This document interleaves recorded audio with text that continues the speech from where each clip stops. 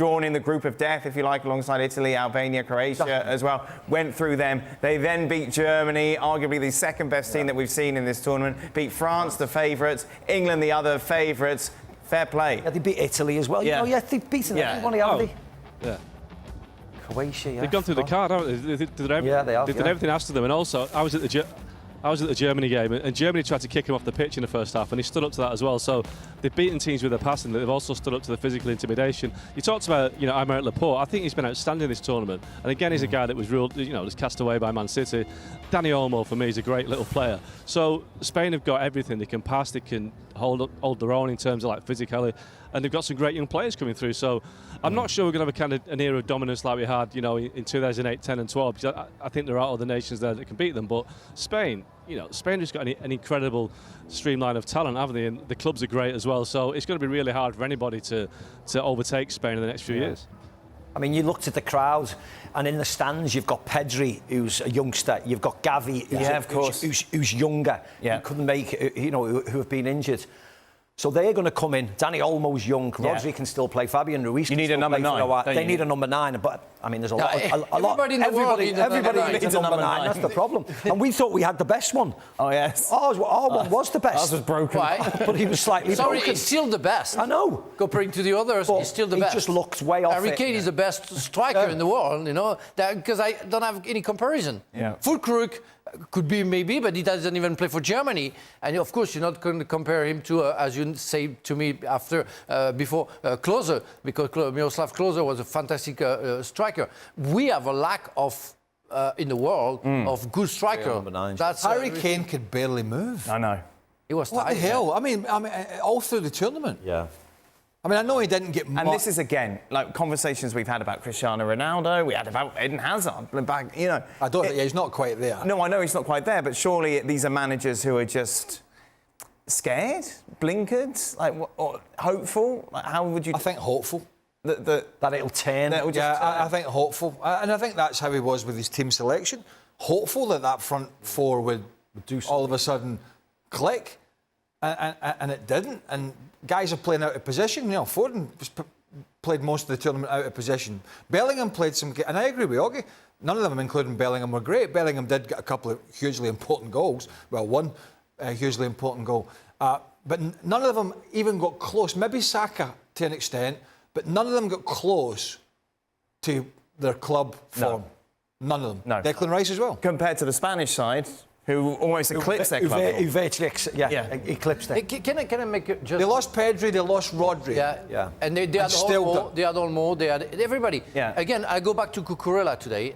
I mean, he did the job. He was absolutely fantastic against Saka, where he suffered so much against Arsenal at Highbury against Saka. That was horrible to see him playing. He was today again. Just one message to the fans. I know you don't have 100% smart people in the stands, but booing him for the loss of Germany. The Cucurella handball. Oh my God! How can you be that? Sorry, I have to say, stupid to boo somebody because he made a handball, he didn't do it on purpose, and the ref didn't give a penalty. Do you really think that he's responsible for the loss of Germany? You have to be... Stop that. Stop that, really, because that guy deserved much more than that. He didn't do it, he did his job, he didn't do it on purpose. Stop booing him. Just, if you come to the stadium to boo somebody because you're German, you have nothing to do here, really.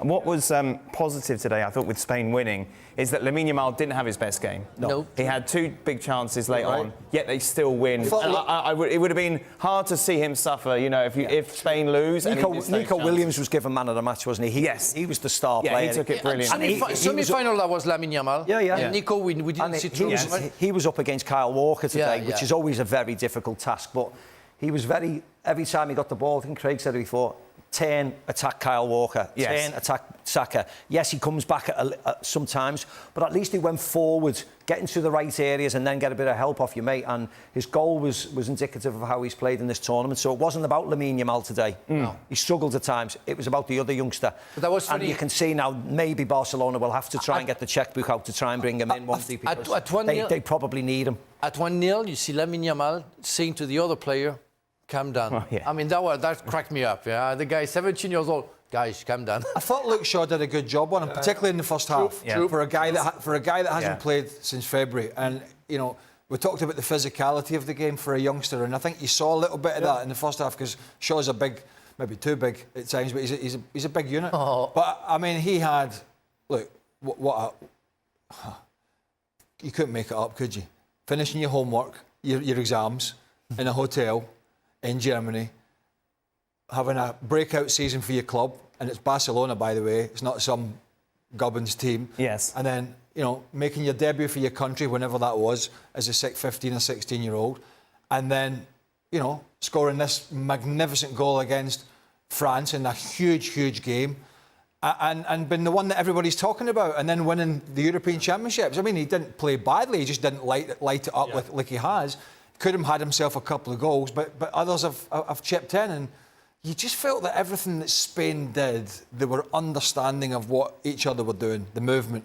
You know, if one guy popped in, the fullback was forward. That's it, mate. They had a plan of how to play. The midfielders were rotating nicely, and they were just always giving England a problem to think about. It would have been absolutely fantastic, like a fairy tale, you know, to see Lamine Yamal scoring on the Olmo chance, you know, with Nico Williams, where it was a great action, and Pickford saved it, but mostly Lamine Yamal picked the wrong side, let's say, but he would have scored. Imagine he scores in the final, scored in the semi-final, final, 17 years old. I mean, well, hopefully he's going to get consistent, because we don't know, and we really hope to see him for the next 15 years, let's say. But it's already fantastic what he achieved. One that we're hearing now, obviously, from Gareth Southgate, and I'm sure he didn't lead with this. However, he did bring up the fact that Spain had 24 hours more to prepare, or more to rest for this game compared to England. Is that fair? That did happen. I mean, so you can. Yes, and I don't agree. And I don't agree with it. Other people might have a different opinion. I think the semi-finals at worst should be on the same day with split times. But they won't do that because of money, will they? Because they want prime time. Because the player welfare, it's not welfare. Now, the player's not going to have anything serious happen to him, but the player welfare in terms of rest at the end of a long season into a very pressurised tournament is the last thing on the mind. Yeah. FIFA, UEFA, whoever it is, they don't care. It is about the money, so therefore it is not ideal having a final when two teams have played a day apart. It's not ideal. But let's be frank about this. England have played like this all the way through the tournament. All tournament. All the way through the tournament. And whether we agree with the kick-off times and days, that hasn't decided tactics, it hasn't decided substitutions, it hasn't decided team selection. That is Gareth Southgate, and I sincerely hope he's not using it as an excuse. Using the same players every single game, even when they've been struggling and looking unfit. On the third game, especially on the third game. That's been the problem. And within 3 weeks, all players are going to travel all around the world with the clubs, you know, for money. Mostly come to US, make a tournament, and nobody's going to ask if at the end of the season they're going to be tired. You know, because money talks. It happens all year with the Champions League and travel and all that. And unfortunately, what Gareth said is completely correct. Of course it is. They did have 24 hours rest. Yes. And whether that's played a part, only knows. But we've all played in tournaments. When you look at it on the wider scale, that is not the reason why they lost. That's not quite the reason they lost. No, because and the term clutching games at straws springs to mind very, very quickly because they lost because they were the second best team. Between the games, the player they do nothing, and you know they but what was the stat? Is it 6 times in a row now? It's been the team that have played 24 hours earlier have gone on to win the final. That can't be that can be a coincidence, can it? Maybe because they're maybe teams. not. I don't know. Well, no, there we go. Have to look back. I don't know. We'll do some research. You know, when you try to be pessimistic, you know, you always find a reason. Listen, hey, just tell me. Why would I need to look back? I'm happy. I know. I was hoping for. Final thoughts from you, mate, before we let you go. Well, like I said earlier, I think it's a missed opportunity by England. I think, you know, they had the game to win tonight. They haven't been a great team in the tournament, but they had it in their hands tonight. They equalised, and I think they had a bit of momentum, but they lost it. But looking at that, I think from now on, whoever the England manager is, he's got to start Cole Palmer. I thought Cole Palmer makes a massive difference whenever he plays. And also, England have a way to play with that Harry Kane now. When they don't have Harry Kane, they have more mobility, more flair. And I think they've got to look at that. There's too many players in this England team, I think, that are kind of undroppable. You know, they can take them off, but they seem undroppable. Spain didn't seem to have that. Spain looks a lot more democratic in the sense of how many players were kind of able to come off or able to play. There's still a little bit of ego about the England team, which you get to a certain status, you wear the armband, you've got so many caps that you get a little bit too much time to prove yourself. So I think that's the way forward. That trust the youth team players, trust the young players. But England they've got to find a coach who can get the best out of these players. That's my final thought, really. Back home tomorrow then, Mark? Back home tomorrow. Yeah, been a long 5 weeks.